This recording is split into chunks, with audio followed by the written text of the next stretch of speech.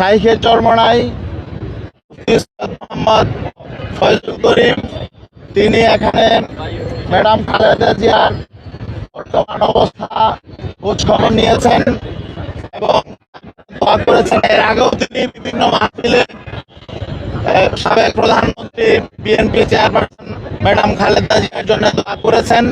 আজকে সশরীরে তিনি এখানে এসেছেন, তিনি ম্যাডামের খোঁজখবর নিয়েছেন। এখন তিনি আপনাদের সামনে তার অভিব্যক্তি ব্যক্ত করবেন, তিনি কথা বলবেন। এখন কথা বলবেন ইসলামী আন্দোলন বাংলাদেশের সিনিয়র নায়েবে আমির শাইখে চরমনাই মুফতি সৈয়দ মোহাম্মদ ফয়জুল করিম। নাহমাদুহু ওয়া সাল্লি আলা রাসূলিল কারীম, আম্মা বা'দ। ফাউযু বিল্লাহি মিনাশ শাইতানির রাজীম। বিসমিল্লাহির রহমানির রহিম। ওয়া তাআনু আলাল বিররি ওয়াত তাকওয়া ওয়া লা তাআনু আলাল ইসমি ওয়াল উদওয়ান। আসলে আমাদের দেশনেত্রী বেগম খালেদা জিয়া বেশ কয়েকদিন পর্যন্ত অসুস্থ অবস্থায় তিনি হসপিটাল ভর্তির অবস্থা আছেন। আমরা বিভিন্ন জায়গাতে তার দোয়া করেছি।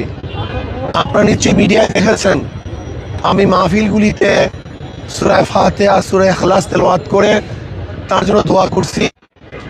আমরা এখন আল্লাহর কাছে দোয়া করি, আল্লাহ যেন তাকে পরিপূর্ণ সুস্থ করে দেন এবং আগে যেভাবে তিনি দেশের খেদমত করেছেন আমাদের মাঝে আবারও তাকে আল্লাহ পাক ফিরিয়ে দেন, যেন তিনি আবারও আপোষহীনভাবে দেশের খেদমত আঞ্জাম দিতে পারেন এবং তার পরিবার পরিজনকে আল্লাহ পাক রব্বুল আলামিন ধৈর্য ধারণ করার তৌফিক দান করেন। এই দোয়া আমি সবার কাছে চাইবো তার জন্য এবং এই কথাই বলবো যেন জলদি সুস্থতা দান করেন এবং পরিপূর্ণ সুস্থ করে আমাদের মাঝে আবারও তাকে ফিরিয়ে দেন। এই দোয়া আল্লাহর কাছে আমরা করতেছি। আমি দেশবাসীকে বলবো যে আসুন আমরা সম্মিলিতভাবে সবাই ঐক্যবদ্ধভাবে এই দেশ করার চেষ্টা করি। এই দেশে সবাই আমরা থাকবো, কেউ আমাদের শত্রু নই, আমরা কেউ কারো শত্রু নেই, আমরা সবাই বন্ধু।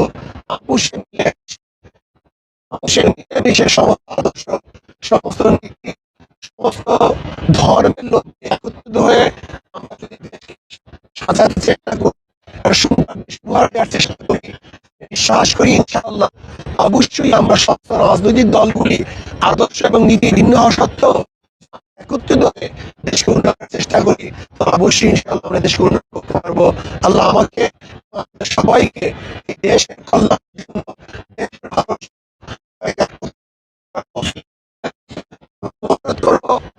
আমাদের বেগম খালেদা জিয়ার জন্য